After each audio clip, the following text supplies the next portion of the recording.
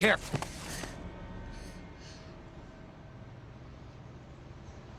What do I care? They're nothing but cattle. Just like you said. If you want to take the hard road, be my guest, pal. But I promise you, by the time this is over, you're gonna wish they never cut you from your mother's womb.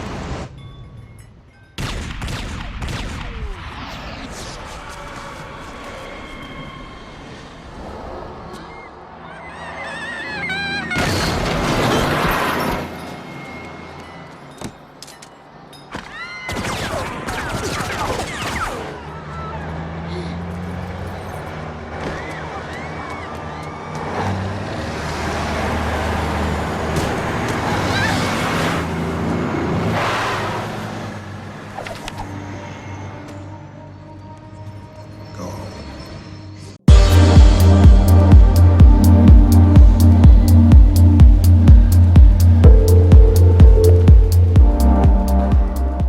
Hello everyone, this is PK Entertainment and we're back again, and here now we have another video for you, and we're going to take a look back at the first Blade movie from 1998 and reflect on what remains one of the most influential comic book movies of all time. Now when reflecting on the movie, we go all the way back to August the 21st, 1998, the date of the movie's original release, starring of course iconic action star Wesley Snipes in the lead role, alongside Stephen Dorff, Kristofferson, Wright and Donal Logue, and it was directed by Norrington. The movie, of course, was an adaptation of the Marvel Comics character created way back in 1973 by Marv Wolfman, which debuted on the comic book series The Tomb of Dracula issue number 10. Other appearances afterward eventually see him come up against Morbius, one of Spider-Man's most famous villains, and the character itself is distinguished as a relentless vampire hunter, inheriting the powers of a vampire after his mother was bitten when giving birth to him. Now in terms of the movie and setup, the story of Blade is that we are put in modern day world where the vampire communities have secretly coexisted with the humans for many centuries. But slowly over time there's a growing undercurrent of a rebel faction within the underground rave nightclub scenes, and this faction is led by the ruthless Deacon Frost. Then enters Blade, a vampire hunter known as the Daywalker, and Blade has the special distinction of having all of the super strength and regenerative powers of the vampires, but unlike the other vampires, he's also able to exist within the daylight. He combats the vampiric threats with a high-tech arsenal of scientific weapons and a hardened attitude. He's helped solely by his mentor Whistler, who supports Blade to suppress the vampiric bloodlust by taking a serum.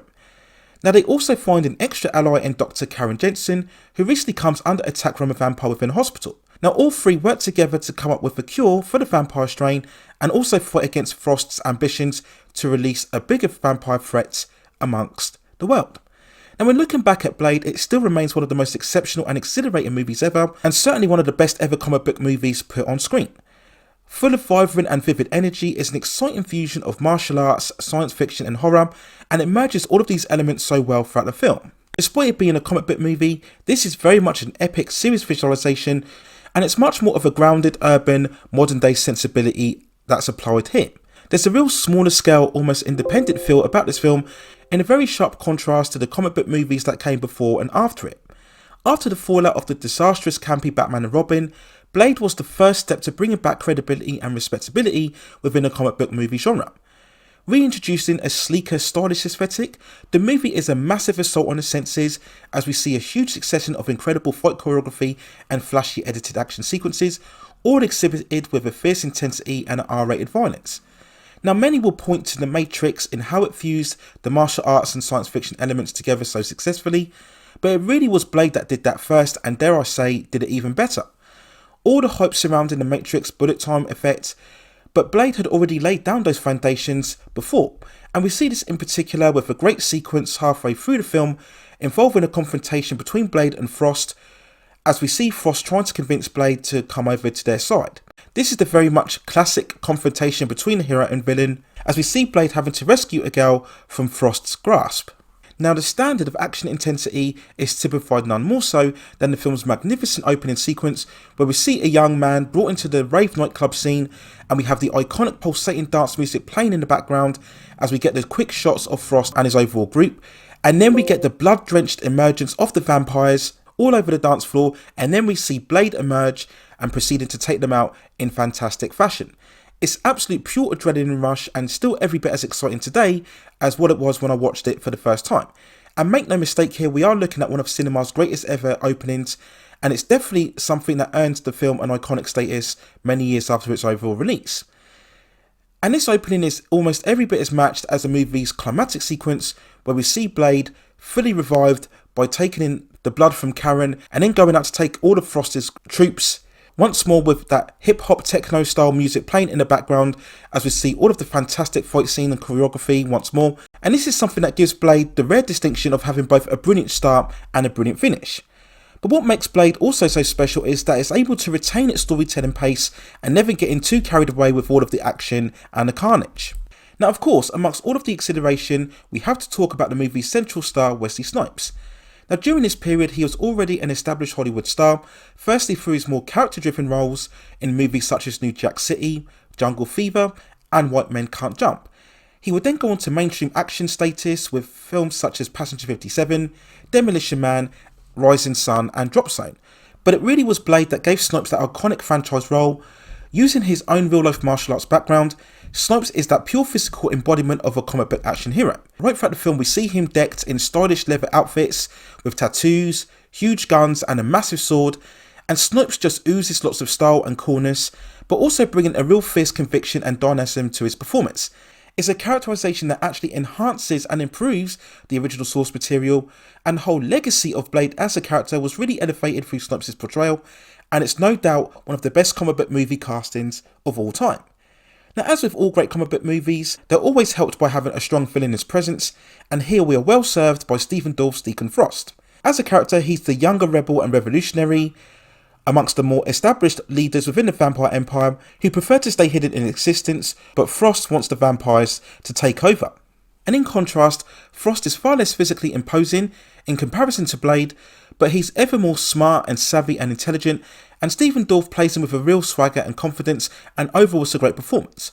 I also love Kristofferson as Whistler, the veteran vampire hunter who helped train a mental Blade by mastering his skills, and he's a very hardened and cynical personality, understanding what needs to be done. I love the dynamic that plays between both him and Blade, which is never played too much for sentimentality or emotion. Wright is also very good female support. The character of Karen continually grows her resolve throughout the film, and I thought it was very good that it didn't go for the typical romantic connection between both Karen and Blade, and I think Karen stands alone, and I think once more it's a very good example of how to portray a strong female character. Now, in terms of the movie's overall release, it was a very sound financial success, grossing over $131.2 million from a $45 million budget. Now, whilst this wasn't a huge blockbuster behemoth, the real legacy and achievement of this movie was reviving the comic book movie genre.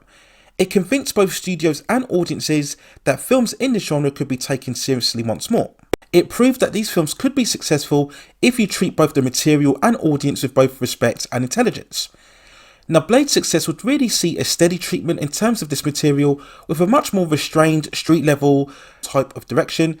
The first effect was really seen with the Fox X-Men movie series from 2000, where once more we saw the characters in a far more sleek, restrained aesthetic, which was much more sensible and acceptable look for audiences at the time. Now, this level would be further expanded later on with Sam Raimi's Spider-Man films from 2002, and it's very likely that those movies wouldn't have happened if not for Blade's original success. And if it also wasn't for Blade, we may never have seen the emergence of both Christopher Nolan's Dark Knight trilogy and more significantly the Marvel Cinematic Universe, which started with Iron Man in 2008. Now, in terms of Blade itself, it did become a cinematic trilogy, first being followed with the superlative sequel Blade 2 from 2002, which is every bit as exciting and exhilarating as the original and perhaps even slightly superior. Now, sadly, the standard from the first two movies dropped significantly with Blade Trinity in 2006, lacking all of the imagination and style from the first two entries, and it was such a downer that the franchise would end on such a low note after beginning so brightly. Now, in terms of Blade as a character going forward, it's still pending to be included in the Marvel Cinematic Universe, with the newer version still slated to star double Oscar-winning actor Mahershala Ali in the lead role. But the project has run into several production issues and delays, so there does remain a constant doubt as to whether this project will actually be released.